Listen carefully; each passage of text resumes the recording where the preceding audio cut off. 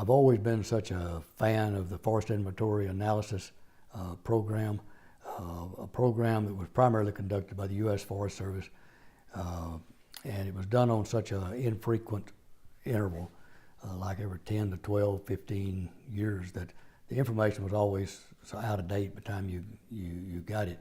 But to make the kind of decisions that we needed as it relates to trying to guide forestry in the best direction, you have to know what you're dealing with. And so when the Texas Forest Service essentially worked out a deal with the U.S. Forest Service to take over the Forest Inventory Analysis program, that cut the whole thing down. It was almost an annual statistical data that we were getting, because we did it right. We hired the best foresters to go out and collect that information, and then we had the brilliant staff of people to analyze that data, far better than the federal agencies had. And so that worked out good. And then to try to convince the people that provide funding for forestry, we expanded that statewide to do the forest inventory analysis statewide basis. And that proved that Texas had, I think, the second most forest in the nation, or something like that, but it showed we did have a lot of forest in this state. So that was a huge step forward. I think another emerging program that hasn't gotten there yet to the degree that it will one of these days, and that's the program dealing with environmental services. I was convinced probably 5 years before I retired that as markets started to collapse, as forest industry had pretty well withdrawn from the state of Texas, that there needed to be some kind of financial incentive, motivation for landowners, again, because timber prices had dropped. There just were no markets to speak of.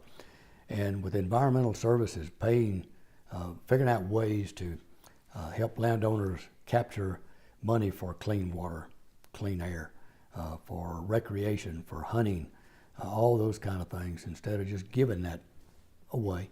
That could be another incentive for forest landowners to keep their forest in forest. And so I think that was huge, and it's still in its infant stages around the nation, the buying, selling of carbon credits and whatever. So that's a big, Linda, I think, another thing that we did, which is a huge change and needs to be expanded even more, and that's our whole area of communications, information, and education.